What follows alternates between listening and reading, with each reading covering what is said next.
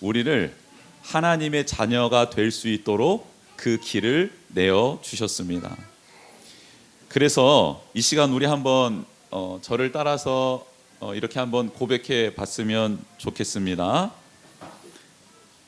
예수님, 태어나신 날을 축하합니다.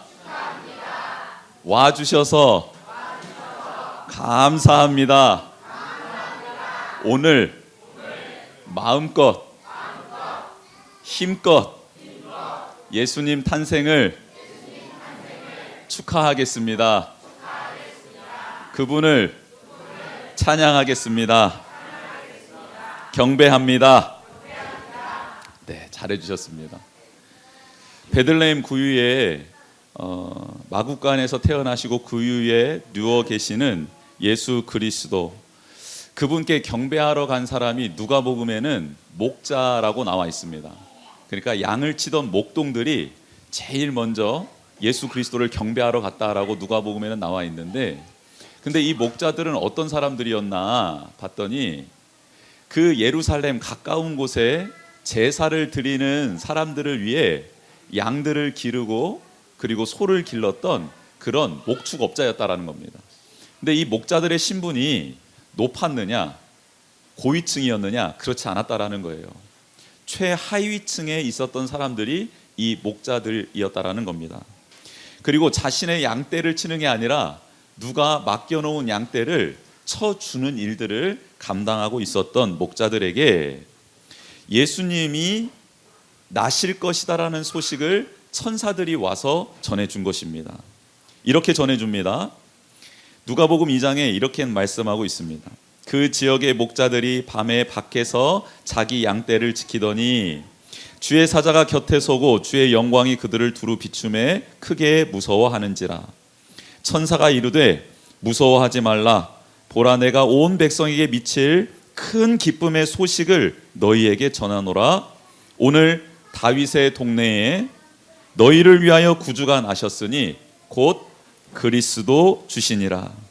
너희가 가서 강보에 쌓여 구유에 누워있는 아이를 보이리니 이것이 너희에게 표적이니라 하더라 라는 말씀이 있습니다. 천사가 나타나서 목자들에게 소식을 전해줬는데 어떤 소식이냐면 기쁨의 큰 소식이라는 거예요. 도대체 무슨 소식입니까 하고 귀를 기울여 봤더니 너희를 위하여 구주가 났는데 어디에서 났나? 베들레헴. 그리고 어떤 모양을 하고 있나? 구유에 누워 있을 것이다. 강보에. 이게 사인이다. 가서 찾아봐라 라고 말을 한 겁니다. 그랬더니 양치던 목자들이 갑자기 그 자리를 비워서는 안 되는데 양들이 어떻게 될지 모르니까 양들을 끝까지 지켰어야 하는데 그만 그 자리를 박차고 일어나서 빨리 그 자리를 떠나 어디에서 났는지 가르쳐 주지도 않았는데 베들레헴이라는 곳만 알고 그 근처에 뛰어가서 그 아이를 찾기 시작하는 것입니다. 성경에 보니까 마리아와 요셉과 그 누인 아기를 찾았다라고 기록하고 있습니다. 열심히 땀을 흘린 것이죠. 수고하고 있다라는 것입니다. 그렇게 마리아와 요셉을 만나고 구유에 누인 아기를 만나고 난 다음 목자들은 천사들에게 들었던 내용을 그대로 전달해 줍니다. 그리고 그 내용을 듣고 그 마구간이 하나님의 영광으로 가득하고 목자들은 자기 갈 길로 가면서 찬양했다라는 내용이 성경의 내용입니다. 그런데 저는 여기서 한 가지 너무 궁금했습니다. 무엇이 궁금했냐면 아무리 천사가 나타나서 말을 해줬다고 한들 무서워 떨고 있었던 목자들이 그 말을 어떻게 믿고 어떻게 신뢰하고 자기의 삶의 자리, 지켜야 될 자리를 박차고 떠날 수 있었을까? 떠난 것도 모자라서 그 많은 집들 중에 혹은 많은 마구간들 중에 예수님이 누이신 곳을 찾으려면 수고하고 땀을 흘려야 되는데 왜 이렇게 그렇게 고생하면서 그 일을 했을까? 그리고 자신이 그냥 자리를 비운 틈에 양들이 달아나거나 혹은 들짐승에 먹히게 되면 그 손실을 자기가 책임져야 되는데 이런 경제적인 손실까지 감안하면서 왜 갔을까 궁금했습니다. 그래서 누가복음 2장을 다시 꼼꼼히 읽어보던 중에 그 답을 찾게 되었습니다. 누가복음 2장 13절에서 14절에 이런 말씀이 나옵니다. 천사들이 목자들을 만나고 목자들이 움직이기 전에 있었던 두 절의 말씀이 어떤 말씀이었나, 이런 내용입니다. 호련히, 이 말은 갑자기라는 뜻이죠. 갑자기 수많은 천군, 하늘의 군사들과 그 천사들이 함께 하나님을 찬송하여 이르되, 지극히 높은 곳에서는 하나님께 영광이요, 땅에서는 하나님이 기뻐하신 사람들 중에 평화로다 하니라라는 엄청난 천사들과 하늘의 군대들이 찬양하는 소리를 보고 들은 것입니다. 여러분, 이게 중요합니다. 목자들이 왜 움직일 수 있었나? 목자들이 왜 수고할 수 있었나? 목자들이 자신의 경제적인 손실을 감안하면서까지 왜 예수 그리스도를 찾아갔나? 본 것입니다. 들은 것입니다. 무엇을요?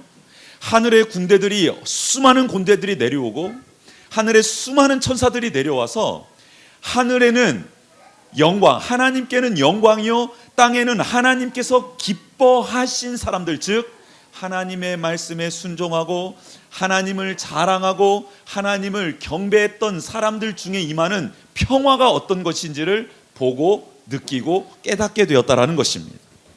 그런 사람이 바로 하나님께 순종할 수 있었고 하나님을 찾아갈 수 있었다라는 겁니다.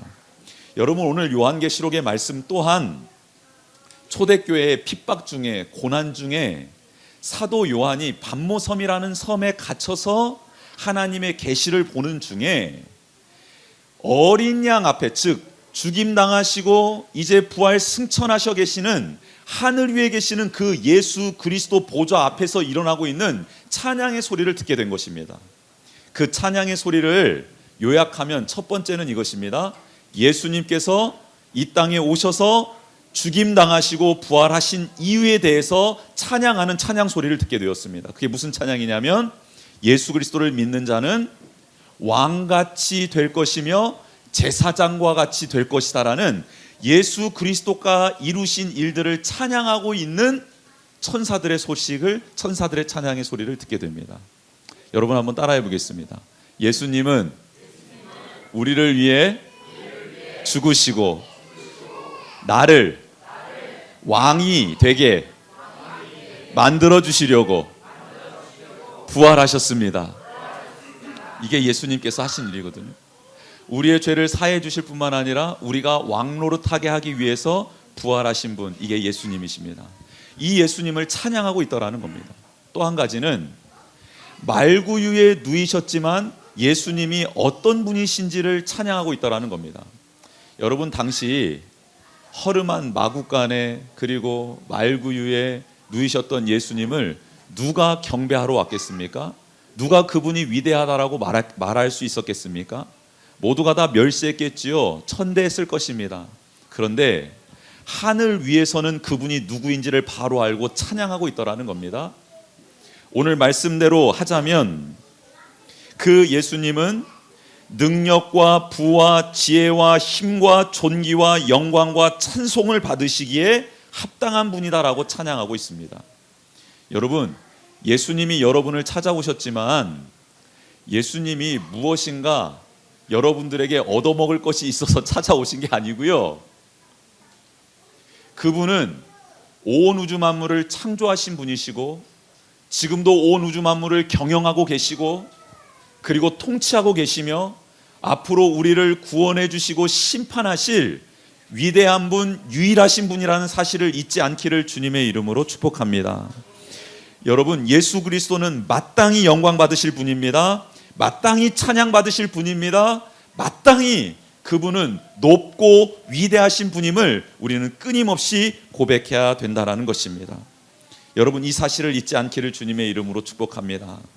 마지막은 보좌에 앉으신 이와 어린 양께 찬송과 존귀와 영광과 권능이 세세토록 있을지어다 라고 찬양하고 끝납니다.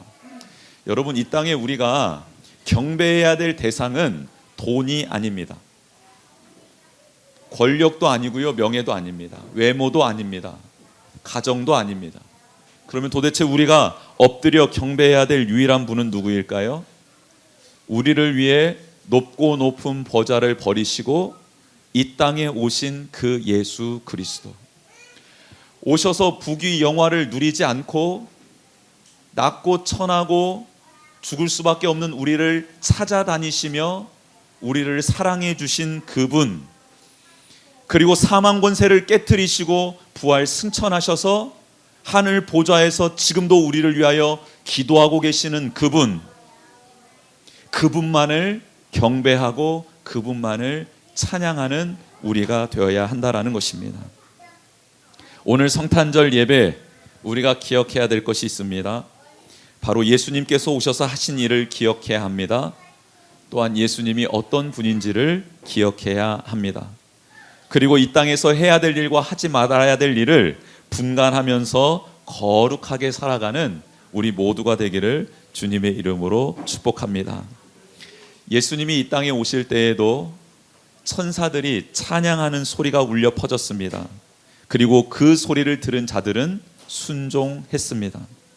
사도 요한의 시대에도 어려운 시기를 살았던 초대교회 성도들도 어린 양 보좌에 찬양 소리가 울리고 들려지자 그들 또한 동일하게 더 충성되고 거룩한 삶을 살게 되었습니다. 여러분, 오늘 지금 이 시간에도 찬양 소리가 울렸습니다. 그리고 우리 이후의 시간들을 통해서 우리가 몸으로 혹은 연극으로, 인형극으로, 또 찬양으로, 꽁트로 혹은 악기 연주로 하나님을 찬양하게 될 것입니다. 그 찬양의 소리가 여러분들의 영혼을 울리게 되기를 주님의 이름으로 축복합니다.